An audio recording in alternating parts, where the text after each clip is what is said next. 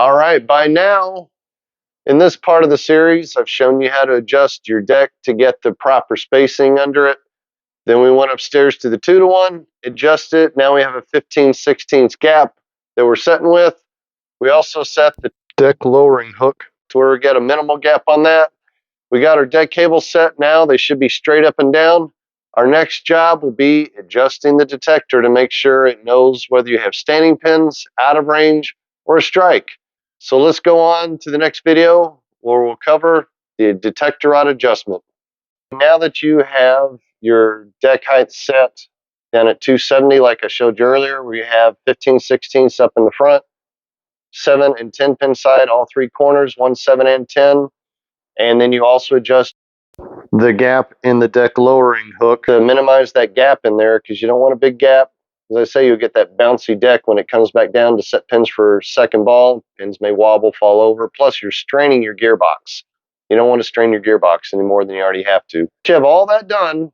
Now we're going to move down and do our detector rod adjustments, because you want to make sure when you have an out of range, the pin setter stops. You want to make sure when you have standing pins, the pin setter goes through a standing pin cycle, and you also want to make sure when you have a strike that it detects a strike, sweeps, sets a new set of pins. Nothing more annoying than going up and getting a strike.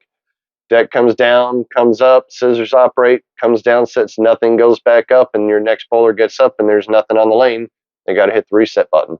So it's really easy on adjusting the detector rod. So let's go down and do that next.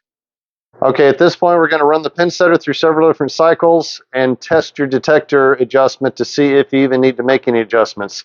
Here's what you want to do. Go ahead and set pins in these positions, the 1, 7, and 10 pin, then out of range 1, 7, and 10 pin side. Here's one where your detector rod is too short. Leave a 10 pin, pin setter comes down, detects a strike, sweeps off the pin, sets the full rack. You need to lengthen that detector rod.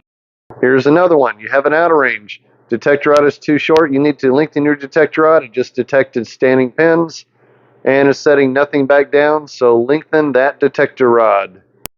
Here's another one where you get a strike. Pin setter comes down, detects standing pins because you have too long of a detector rod. You need to shorten your detector rod. It's too long. Shorten it. Here's another scenario with too short of a detector rod. Leave a head pin, detects a strike, sweeps it off, it's going to set a new rack. You need to lengthen that detector rod. It's too short. Okay, here is the base of your detector rod. See that little Allen set screw right there? See that little hole just below it right there? If you go down to 270, that Allen set screw and that hole line up. I know I'm on the side of my pin setter, so it's easy for me to reach in and do this, but if you're not, you don't have access to do this from over here. So put your machine at 270, that Allen set screw lines up with that hole. All this square block right here is just clamped on there. And when you tighten the screw up, it just clamps and tightens on that thing.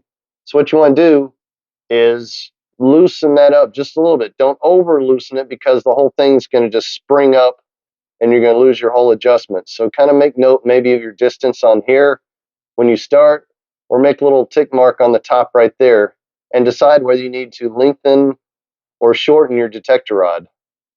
But you want to run it through a couple of cycles first to see if you even need to do that. Okay, I stopped the pin setter here about 90 degrees. Come back here and look.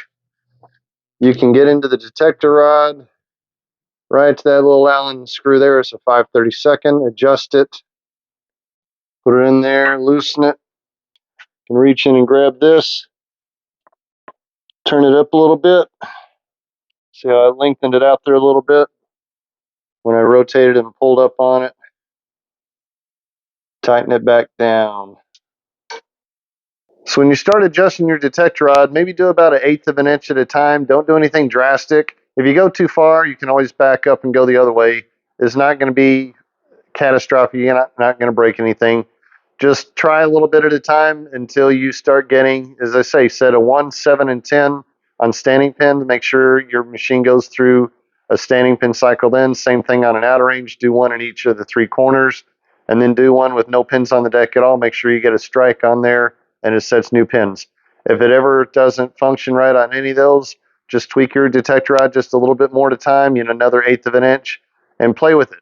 And eventually you're going to find it where you're going to get correct standing pins. And make sure you have it where it stops on an outer range, because I've seen that a lot where pin setters don't stop on an outer range, then it sweeps everything off, sets nothing back down on second ball. Pins are gone. Somebody may not have paid attention. Then you have to stop, do a respot after you figure out what pins you left up. So make sure your machine stops for an outer range on all three corners and does your standing pin cycle and strike cycle and make your bowlers happy. Thanks for watching this one. Next video will be on setting the pin setter to where they set the pins right on the spots. That'll be the final one in the series. Thanks for watching this so far.